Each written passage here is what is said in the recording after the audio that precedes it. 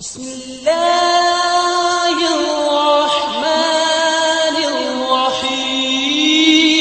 مزاج میں یہ چیز ہوتی کہ وہ آپ کو آخرت میں لگا کے دنیا سے غافل کر رہا ہے، آپ کو جنت جہنم میں ڈال کے دنیا سے بالکل ایسے بنا رہا ہے کہ کچھ بھی نہیں ہے، یہ اس کی کوئی حیثیت نہیں ہے۔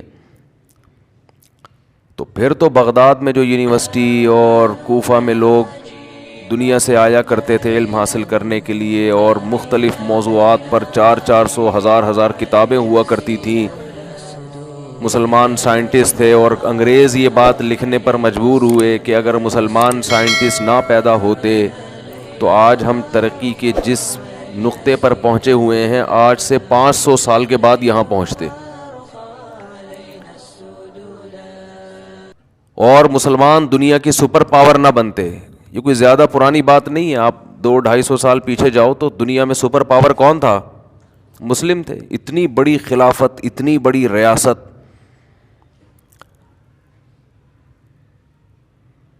کیسی جنگیں لڑی ہیں مسلمانوں نے، بحری بیڑے تیار کیے۔ تو یہ تو ہم سے ہی لیا گیا ہے سب کچھ۔ تو جب ہم مذہب پہ تھے، آپ بتاؤ کہ مذہب پہ پہلے زیادہ تھے یا اب ہیں؟ بولو نا، پہلے جتنا آپ ماضی میں جاؤ گے آپ کو مسلمانوں میں مذہب زیادہ نظر آئے گا۔ معذرت کے ساتھ آپ کو شاید 150-200 سال پہلے روئے زمین پر کوئی ایک مسلمان ایسا نہ ملے جو داڑھی کاٹتا ہو، شاید۔ واقعات نقل ہوتے ہیں تاریخ میں کہ ایک بچے نے ایک انگریز کو دیکھا، رو پڑا۔ کیوں رویا بھائی؟ کہہ رہے بغیر داڑھی والا آدمی پہلی دفعہ دیکھا اس نے۔ ایسے واقعات ہیں۔ نمازی تقریباً 100% تھے۔ نماز چھوڑنا تو بڑا جرم سمجھا جاتا تھا، کفر سمجھا جاتا تھا۔ ہم اپنے بڑوں سے سنتے تھے کہ جو نماز نہیں پڑھتا تھا امام صاحب اس کا جنازہ نہیں پڑھاتے تھے۔ ایسے ایسے واقعات ہوتے تھے۔ تو مذہب کے تو پہلے بہت زیادہ، زنا اتنا نہیں تھا جتنا اب ہے، نکاح جلدی ہوا کرتا تھا، نسلیں خوب بڑھا کرتی تھیں۔ یہ 2 بچوں والا فلسفہ یہ تو اب آیا ہے، پہلے تو کوئی جانتا نہیں تھا اس کو۔ 13 سال میں لڑکی کی شادی ہوتی تھی، بچوں کی فوج تیار ہوتی تھی، 90 سال 99 سال میں جا کے ان کی نانیاں، دادیاں، پرنانیاں، پردادیاں بن کے موت ہوتی تھی۔ حج پیدل ہوا کرتا تھا، لوگ جاتے تھے حج میں پیدل اور بحری جہازوں سے، اور بہت ٹف ٹائم تھا۔ مذہب پہ بہت زیادہ تھے لیکن سپر پاور تھے، دنیا پہ انہوں نے حکمرانی کی ہے۔ تو اگر مذہب کی وجہ سے آپ ترقی سے پیچھے رہتے تو جب مذہبی تھے تو اس وقت تو بالکل بھی ترقی نہیں ہونی چاہیے تھی۔ آپ کو پتہ ہے دنیا میں سپر پاور بننے کے لیے کیا بس صرف دھماکے کیے ہوں گے مسلمانوں نے؟ ایسا ہی ہو گیا ہوگا؟ یہ ایسا تھوڑی ہوتا ہے۔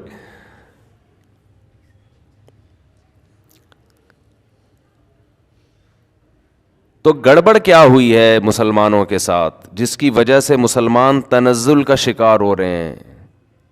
اس کی وجہ یہ نہیں ہے کہ جنت جہنم میں الجھے رہتے ہیں تو دنیا کی فکر ہی انہوں نے چھوڑ دی۔ اس کی وجہ یہ 2 وجوہات ہیں